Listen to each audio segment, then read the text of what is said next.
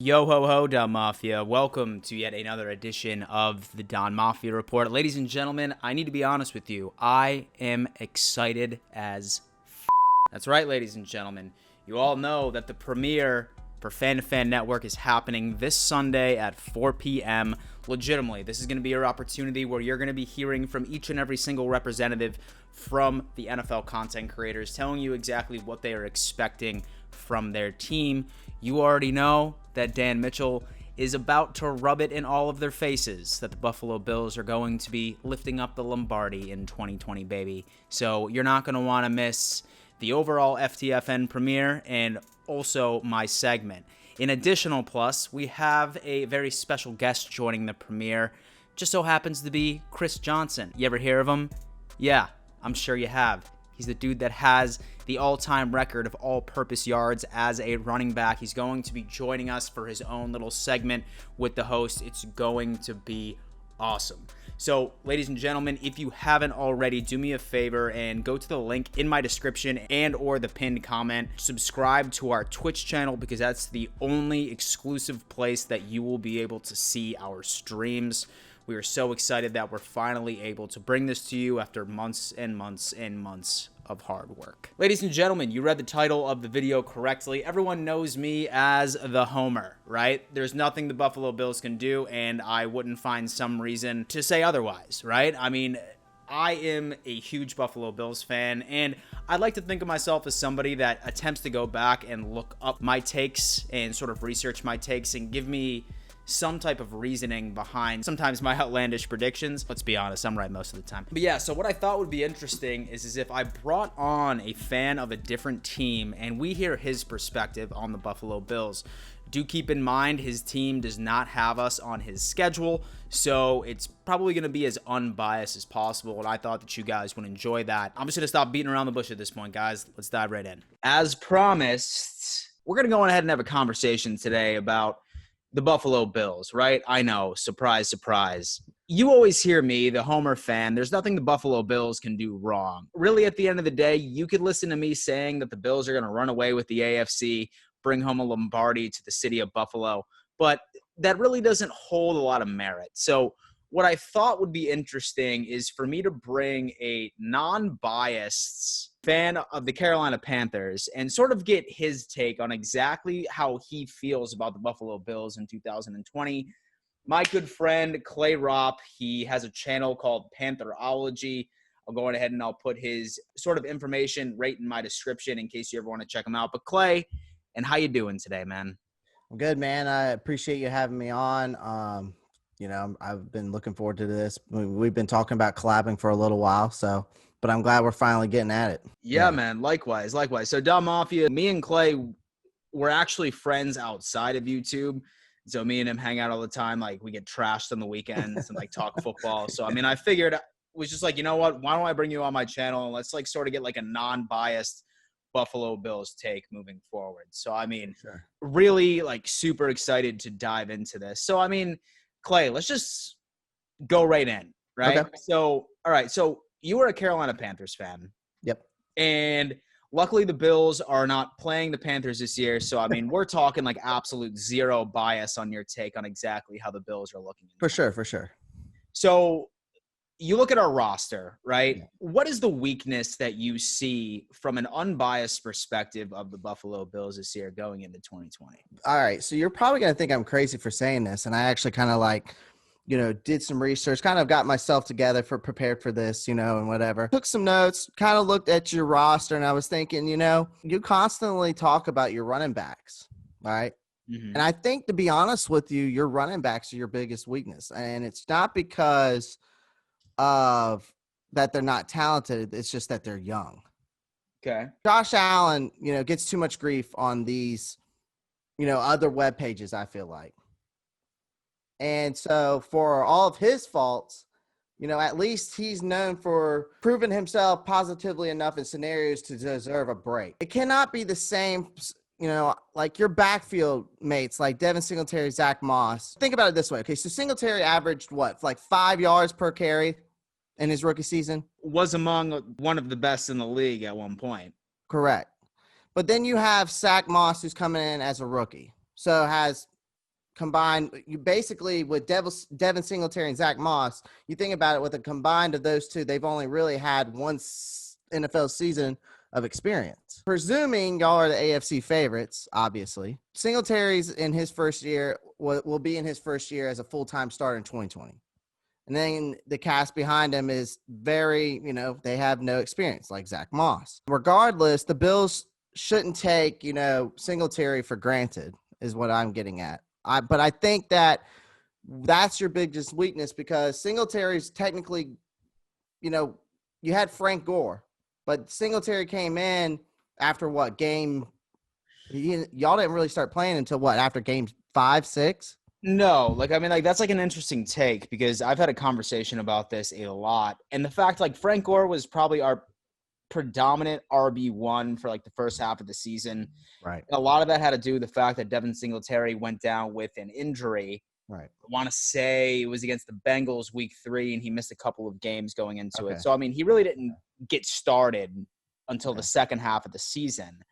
But so one of my buddies, he ended up putting this into like this perspective, which is super interesting, right? Like rookie running backs, they are not used to an NFL schedule, right? Absolutely. Like, when you end up looking at the NFL 16 games and then you compare that to like the college schedule that they were playing, you need to like gradually like introduce them to an NFL style type schedule by itself. What Devin Singletary was able to do with only half a season, he ended up rushing for like 700 plus yards. And like you said, right over 5.1, 5.2 yards per carry.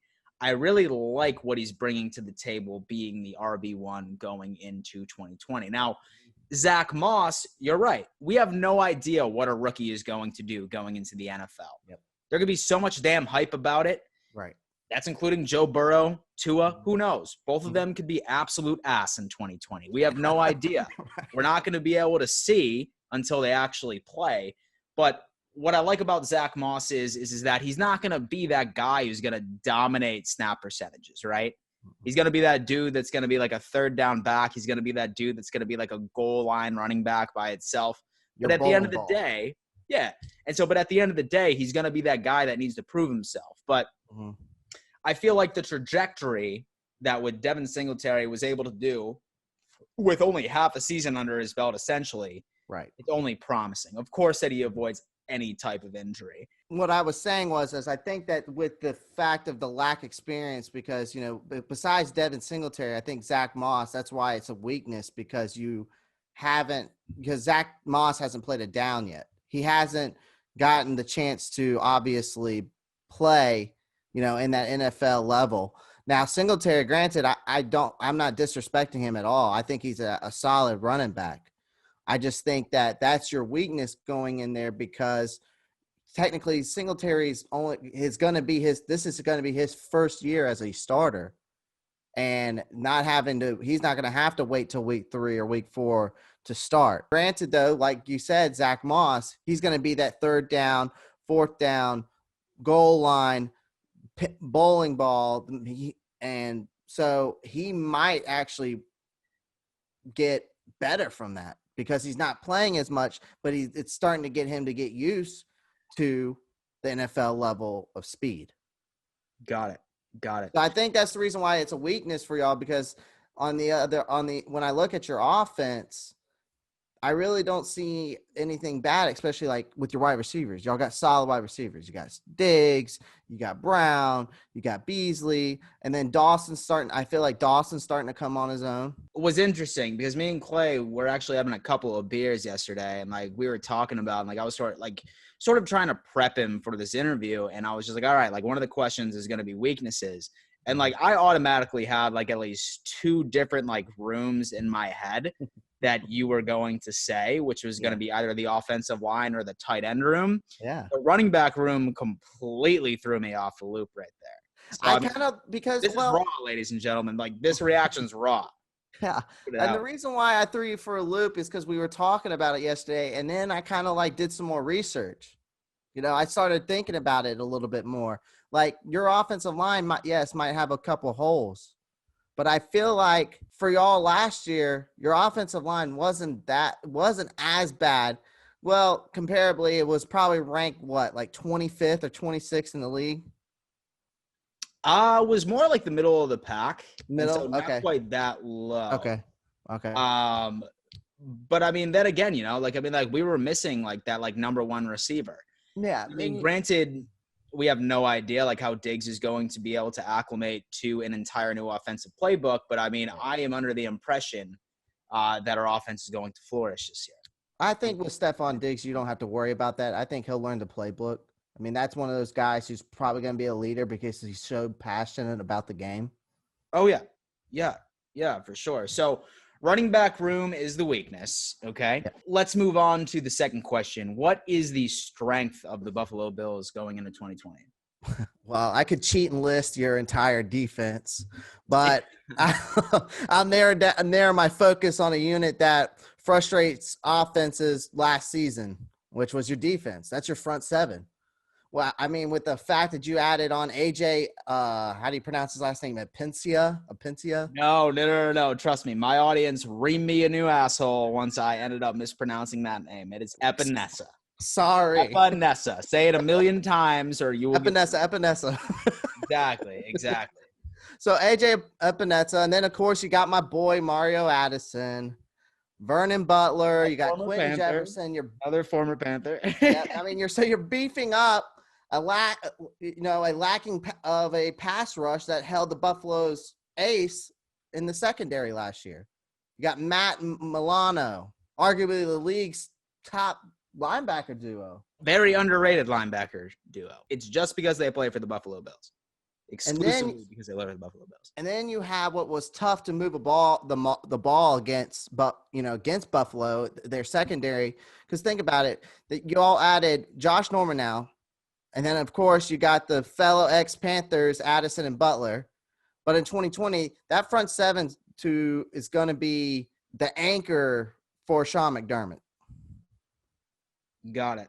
That's your strength. That your front seven for sure is y'all strength. And so, yeah, man, like honestly, like so many people would say that it's our secondary.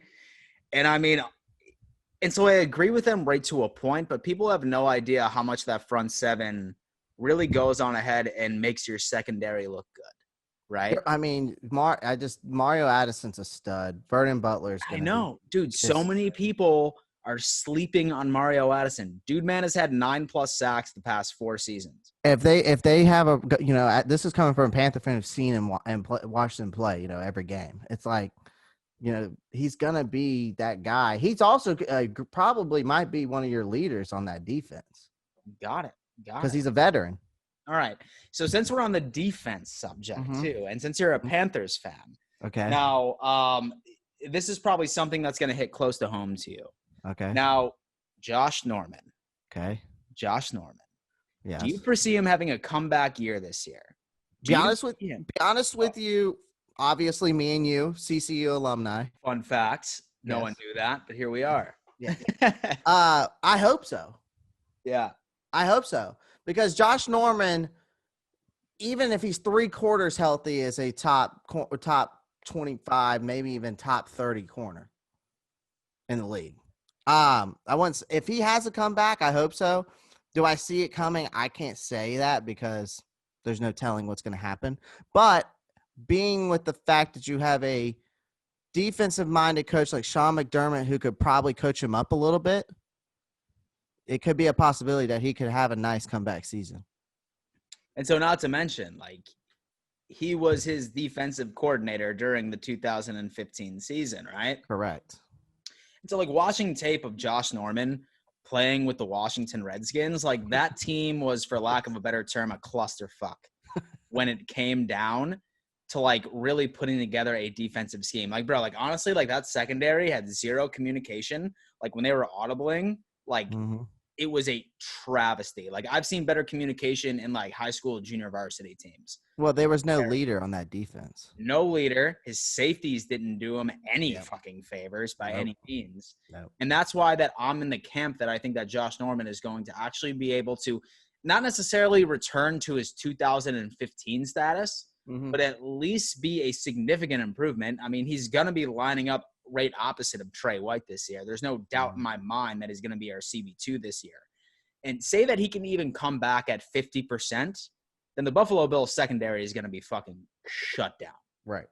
No questions asked. Yeah. So, I mean, that's definitely intriguing. So the AFC East, right? Yeah. And so the Bills have not won the AFC East since I was a toddler, since I was a little kid, right? So now that Tom Brady is out of the AFC East and the Patriots have lost significant names, like right from like their defensive part of the game, what is your outlook on the AFC East this year? Where are you thinking the Bills finish, and like what's your overall thoughts of just the overall finishers in the AFC East? So I went through every team in your division. I have y'all going 11-5, obviously. Okay. You're coming in the first place in the division because, yeah, I mean, if you look at your team, y'all have more. I've always believed in defense wins championships, and so that now that like the Patriots had so many opt-outs, I mean, Stephon Gilmore is the only guy really back there. So like, what is he gonna do? He can't. And they did draft, don't get me wrong, they drafted all defense, but granted, they're all rookies. So it's not like they're just going to be, they probably have their first 4-round guys might be starters, but they're not going to be acclimated, So think about it this way for y'all. The last time y'all won the division was in 1995 when Jim Kelly was there. Yep. And I hate to hear this, but like the Indianapolis Colts, who are now in the AFC South, have won the AFC East more recently than the Buffalo Bills. So I know, man. I know. It's tough. Trust me. And I hate to bring this back up to y'all, but that game went to overtime, and the Bills got the ball first and ended up punting when the Texans got the ball. And Watson avoided that sack by 2 different Bills defenders and dropped it off to Tawan Jones. And Jones then ran it all the way down to the 10-yard line to set up the game-winning field goal. I'm sorry for bringing that up, but like that just proves how close they were to winning the division round matchup with the Kansas City Chiefs. This could be, and so an entire different video of us like saying what went wrong during that playoff game. Like, let's not even talk about that for sure fumble in the fucking end zone that the refs ended up calling back. Then that wouldn't have been an entire conversation. Right. I mean, and so honestly, like, I think the Bills are like super close. I do foresee the Bills making a deep run in the playoffs this year. But I mean, I know that the Don Mafia is probably going to appreciate the fact that you do see us like finishing first in the AFC East this year. That's something that we're looking forward to. But I think the reason why I also think about it is because the offseason acquisitions that y'all made. You traded for the wide receiver Stephon Diggs. That veteran Diggs is going to help Josh Allen tremendously as he, entering into his 3rd year. Of course, when you get a receiver like that, he's like a receiver like for Ben Roethlisberger, because like Ben Roethlisberger is like known as accurate, but realistically, he just was always paired with a bunch of super athletic quarterbacks that made him look good. Right. And I think that's exactly what Stephon Diggs is about to be for Josh Allen going into. Right. So I mean, yeah, the season is looking good. That's for sure. Looking better than ours, to be honest. Oh, dude, the Panthers. Well, like, I mean, like, definitely let me know whether or not that you want me to come on your channel, and yeah, we'll definitely we can talk some Panthers football, baby. We'll definitely have to do that. We can talk some Panthers football. So yeah, Del Mafia, once again, thank you so much for joining us for yet another edition of the Del Mafia Report. I certainly hope that you found that to be valuable. About to be putting Clay's information in my description. Say, for example, that you want to follow him on YouTube and just sort of like be brought up to speed for like some certain Panthers news, then I highly recommend subscribing. And besides that, Del Mafia, thank you for tuning in. And above all else, let's go Buffalo.